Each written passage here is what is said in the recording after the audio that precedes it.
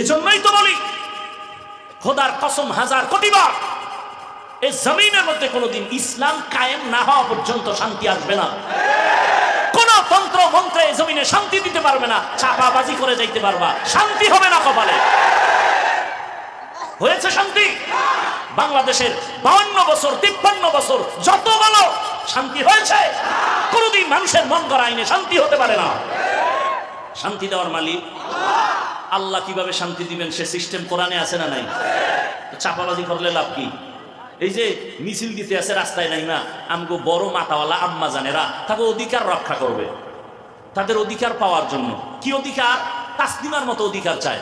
তাসলিমা কেমন অধিকার চাইছে? তাসলিমা নাসরিন বলে, আমার শরীরের অংশ আমার পেট, আমার পেট আমার অংশ, অতএব আমার পেটে বাচ্চা আমার মন মতো নিব, যেখান থেকে মনে চাই নিব।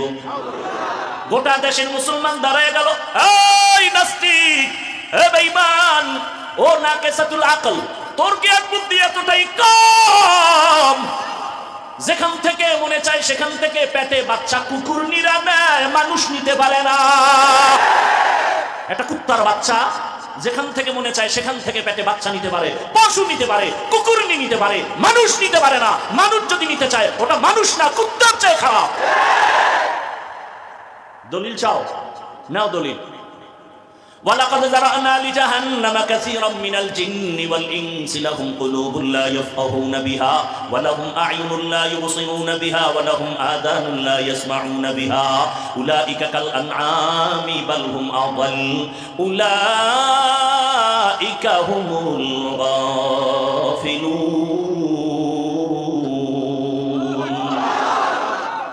সূরা আরাফ 9 পারা। হুজুরেরা কি জানি ফাঁকে কইয়া ফেলায়, ভয় পাইতেছো। আজকে বাসায় যাইয়া মোবাইলে আকাম বাদ দিয়া বাংলা কোরআন ডাউনলোড করে নামাও, এরপরে সূরা আরাফ বের করো বাংলাটা, এরপরে এই আয়াত দিয়া ব্যাখ্যা দেখো বাংলায়, টের পাবা হুজুর গো কোন জায়গায় কি উল্টা পাল্টা বলে গেলেন কিনা। তরজমাটা দেখো। আল্লাহ বলেন অধিকাংশ মানুষ জাহান্নামে যাবে। কম না বেশি? কেন? আল্লাহ বলেন এদের ভিতরে কলব দিছি গবেষণা করার জন্য, গবেষণা করে না। আমি আল্লাহ তাদের চক্ষু দিলাম দেখার জন্য, দেখে না। আমি আল্লাহ কান দিছি শোনার জন্য, শুনে না। তা কি কানের মধ্যে তুলা লাগাইছে? কয় না না, আমি যা দেখতে বলেছি তা দেখে না, উল্টাটা দেখে। আল্লাহ কয় আমি বলছি আব্বা আম্মার চেহারা দেখবি সওয়াব, আলেম দেখবি সওয়াব, বাইতুল্লাহর চেহারা দেখবি সওয়াব, আল্লাহর কুদরত দেখবি সওয়াব। কোরআন খুলে তাকাইয়া তাকাইয়া দেখবি হাযা কালামু রাব্বি, এটা আমার রবের কালাম। কোরআনের দিকে শুধু তাকাইয়া থাকো, তাতেও সওয়াব। কিন্তু নিমুখ হারাম। এ আমার দেওয়া সূর্যের আলো চাঁদের আলো ভোগ করো, পানি ভোগ করো, আল্লাহর দেওয়া নদীর মাছ খাও, আল্লাহর দেয়া জমিনের ফসল খাও, আল্লাহর দেয়া গাছের ফল খাইয়া আল্লাহর মহব্বতে আল্লাহর দেখা জিনিস দেখো না, বরং সারা রাত দরওয়াজা জানালা বন্ধ করিয়া মোবাইলটা হাতের মধ্যে নিয়া চোখ দিয়া গুনাহ দেখো, হাত দিয়া গুনার সহযোগিতা করো, অন্তরে গুনার কল্পনা করে করে এত গুনাহ কইরা রাত কাটাও। যদি মুহাম্মদের উম্মত না হইতি ঘুমের মধ্যে গজব চলে আসতো। মাঝে মাঝে আসে টের ভাও না। অন্যায় করছে বাবা, মেয়ে বাচ্চা, শিশু বাচ্চার কোনো দোষ আসেনি? ও ভাই আপনাদের ঘরে শিশু বাচ্চা আছে না? ওরা গুনাহ করে? ওদের অন্যায় কেউ ধরে? সরকার ধরবে? ধরবে না। তাহলে ওরা নিষ্পাপ, তো ওদের পাও ভাঙ্গে কেন? ওদের জ্বর হয় কেন?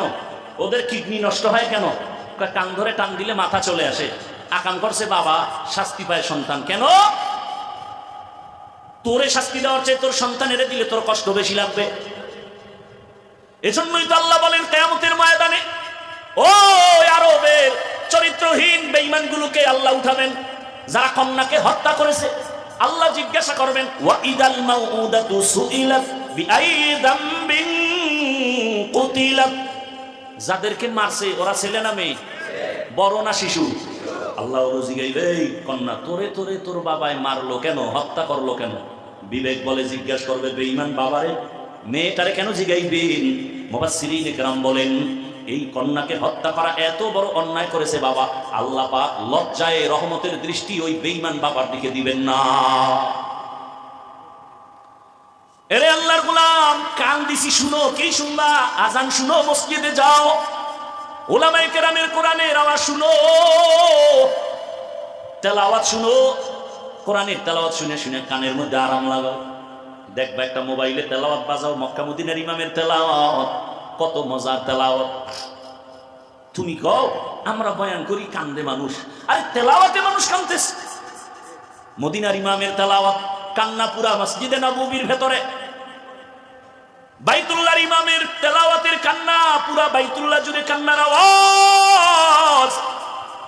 ওই তেলাওয়াত শুনো, দেখবা গানের আকর্ষণ কমে যাবে। তেলাওয়াত শুনবা, এত মজা তেলাওয়াত, দেখবা কলিজা ঠান্ডা হয়ে যাবে। কারণ এটা এমন এক আকর্ষণের কিতাব, জমিনের মধ্যে এমন আকর্ষণের কোনো কবিতাই নেই। এটা শুনলেই খালি আকর্ষণ, চুম্বুকের মতো টানতেই থাকে।